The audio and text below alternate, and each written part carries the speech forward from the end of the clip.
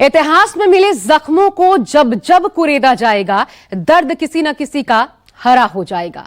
संभल में बावड़ी की खुदाई को सियासत कहिए या फिर इतिहास की गलतियों को सुधारने की कोशिश। अब जब लगभग 9 दिनों की खुदाई के बाद बावड़ी साफ नजर आने लगी है, तो आसपास के लोगों के मन में डर भी सामने आने लगा है। जिस घर के नीचे बावड़ी का दूसरा हिस्सा मिला है, उस घर के लोग डरे हुए हैं कि कहीं बावड़ी के चक्कर में उनका घर न टूट जाए। तो फिर योगी सरकार के पास ऐसे प्रभावितों के लिए क्या कोई खाका है, या इतिहास ढूंढने के चक्कर में कुछ बेगुनाहों का वर्तमान बिगड़ेगा? इधर अखिलेश यादव ने भी योगी सरकार की इस नीति पर चुटकुले अंदाज में सवाल उठाए। कहा, मुख्यमंत्री आवास के नीचे भी शिवलिंग है, मैं तो मांग करता हूं कि वहां भी खुदाई की जाए। तो फिर होगा क्या? देखिए आज जीत का जतन, बावड़ी पर मंथन।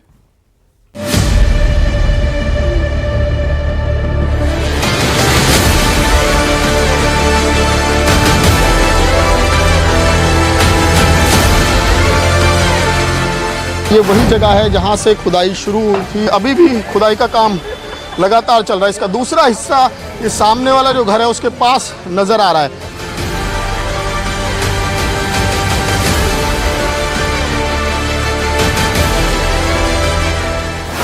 ये घर की दीवार है, लेकिन इसका बावड़ी का एक हिस्सा यहाँ पर भी जाता हुआ नजर आ रहा है। मेरे बच्चे पढ़ रहे, पढ़ते से मजदूरी करने लगे, हम सिलाई कर रहे हैं, गुजारा कर रहे हैं। हम ये चाहते हैं कि मेरे घर को कुछ ना हो। सियासत के केंद्र में संभल है और संभल में मंदिर मस्जिद विवाद चल रहा था, लेकिन अब बावड़ी पर जोर है, खुदाई पर खुदाई चल रही है।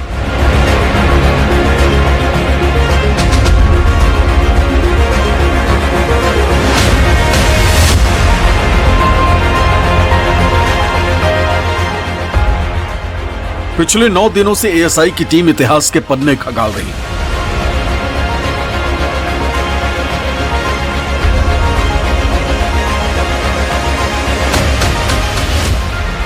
संभल में पहले 2 पुराने मंदिर मिले, तब संभल में चंदौसी में 300 साल पुरानी रानी की बावड़ी मिली। पृथ्वीराज चौहान के जमाने की बावड़ी में पिछले 9 दिनों से लगातार खुदाई हो रही है। जैसे जैसे खुदाई आगे बढ़ रही है, एक एक कर इतिहास के धरोहर का हिस्सा सामने आने लगा। न्यूज़ 24 की टीम लगातार ग्राउंड जीरो पर मौजूद है और अपने कैमरे में हर तस्वीर को कैद कर रही है। इतिहास के साक्ष्य को सामने आते दिख रही है। संभल और उसके आसपास के इलाकों में कई ऐसी ऐतिहासिक विरासतें हैं जो इतिहास के पन्नों में कहीं दफन हो गई, और 24 नवंबर के बाद जिस तरीके से हालात बदले, तस्वीर बदली, तो अब इतिहास को खोजा जाने लगा, खोदा जाने लगा।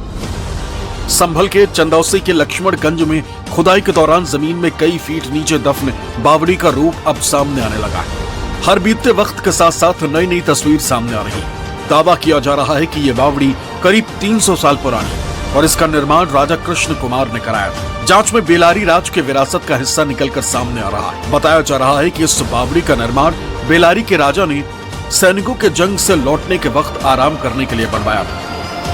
इस वक्त मैं चंदौसी के लक्ष्मणगंज में मौजूद हूं, जहां पर ये बावड़ी मिली है, जो एक कुएं की खुदाई शुरू हुई थी। दरअसल जो तीर्थ नगरी जो संभल है, वहां पर 68 तीर्थ और 19 कूप थे, और उन्हीं की सभी के पुनरुद्धार के लिए जो है वो एक मुहिम चलाई जा रही थी। 9 दिन पहले जब यहाँ पर एक जो कुआं था उसकी खुदाई जेसीबी मशीन से शुरू की गई, तो उसके बाद नीचे पता चला कि नीचे तो कहानी कुछ और ही है। नीचे जो है वो तस्वीर इस तरह की नजर आई। एक पूरा का पूरा जो है खंडरनुमा जो है ढांचा नजर आया, जिसमें जगह जगह झरोके थे, जगह जगह जो है वो दरवाजे थे, और ये जो पूरी इमारत कहें या फिर ये इसे बावड़ी कहा जा रहा है। और दरअसल इस बावड़ी का निर्माण आज से करीब 300 साल पहले जो राजा कृष्ण कुमार जो है उनके द्वारा करवाया गया था। और जो जांच में चीजें सामने आई कि इस बावड़ी का निर्माण केवल इसलिए किया गया था क्योंकि जो सहसपुर बेलारी जो जगह है, उसकी जो राज घराना है, उसकी जो राज विरासत है, उसी का इलाका है। और वहाँ से ये जब बड़ी सेना वहाँ से आती थी, तो रास्ते भर में जब वो चलते हुए थक जाते थे, तो इन जगहों पर वो विश्राम गृह के तौर पर इस जगह का इस्तेमाल करते थे। तस्वीरों में साफ देखा जा सकता है कि ये किसी भूल भुलैया से कम नहीं। हमारी टीम उस हिस्से में पहुंची जहां से इसकी खुदाई शुरू हुई। जानकारी मिल रही है कि ये जो पूरी बावड़ी है, देखिए मैं इसके अलग अलग जो है वो हिस्से दिखा रहा हूँ, अलग अलग दरवाजे दिखा रहा हूँ कि किस तरीके से ये एक भूल भुलैया की तरह है। एक रास्ता कहीं घुसता है और दूसरी तरफ से निकलता है। तो ये जो आप दूसरा इलाका देख रहे हैं, जो दूसरी साइड देख रहे हैं, यहीं पर उस कुएं की खुदाई शुरू की गई थी। इसी जगह पर कुएं की खुदाई शुरू की गई थी, जिसमें जब ये तस्वीर नजर आई, ये जो इमारत है इसका हिस्सा नजर आना शुरू हुआ। और देखिए किस तरीके से ये सकरा रास्ता है। हालांकि ये ऐसी जो इमारत है वो है नहीं, क्योंकि ये बताया जा रहा है कि 3 मंजिला इमारत है, लेकिन इसको पूरी तरीके से कवर कर दिया गया, मिट्टी से भर दिया गया। और अब लगातार 9वें दिन से इसकी खुदाई की जो प्रक्रिया है वो लगातार की जा रही है। और एएसआई इसका 2 बार सर्वेक्षण कर चुका है, सर्वे कर चुका है, और अब इसकी कार्बन डेटिंग की जो प्रक्रिया है वो भी की जा रही है।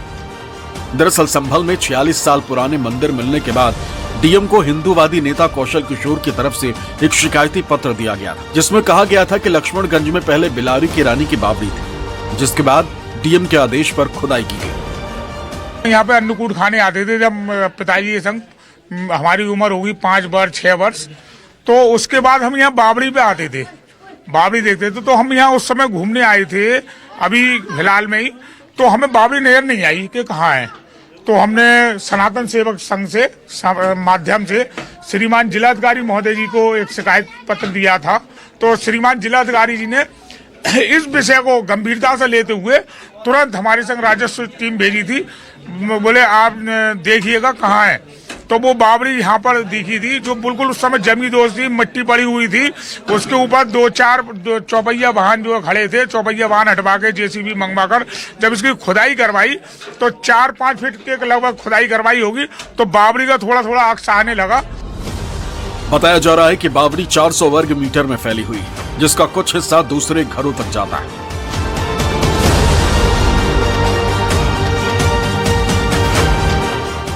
यहाँ पर मैं देखिए दूसरा हिस्सा भी दिखाऊंगा कि अभी, क्योंकि अभी केवल 1 मंजिल ही इसकी बाहर आई है और इसकी दूसरी मंजिल जो है वो अभी भी कहीं ना कहीं ज़मीन में दफन है। लेकिन अब इसको लेकर एक विवाद और सामने आया कि जो ये पूरी बावड़ी है करीब 400 वर्ग मीटर में ये बनी हुई है, और जिसमें काफ़ी हद तक जो हिस्सा है वो अवैध कब्जे के या इंक्रोचमेंट की भेंट चढ़ गया। और आसपास के जो मकान हैं उनको लेकर भी अब जो है वो तस्वीरें सामने, और उनको लेकर भी सवाल खड़े हो रहे हैं कि क्या इस बावड़ी को पूरी तरीके से मिट्टी से भरकर और उसके बाद जगह जगह यहाँ पर मकान बना लिए गए।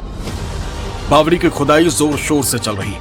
ऐसे में हमारी टीम खुदाई के दूसरे हिस्से पर पहुंची, जहां बावड़ी का एक हिस्सा दूसरे मकान के नीचे था। बताया जा रहा है कि भूमाफियाओं ने इस पूरी बावड़ी को मिट्टी से पाट कर इसकी प्लॉटिंग कर दी थी। ये रही तस्वीर सामने, ये घर दिख रहा होगा आपको, ये घर की दीवार है, लेकिन इसका बावड़ी का एक हिस्सा यहाँ पर भी जाता हुआ नजर आ रहा है। फिलहाल खुदाई के काम को रोक दिया गया है, क्योंकि अंदर भी यहाँ पर खुदाई जब की गई तो यहाँ पर भी ऐसा लगा जैसे कोई रास्ता बना हुआ है। तो इन मकानों को, इन निर्माण को लेकर भी सवाल खड़े हो रहे हैं।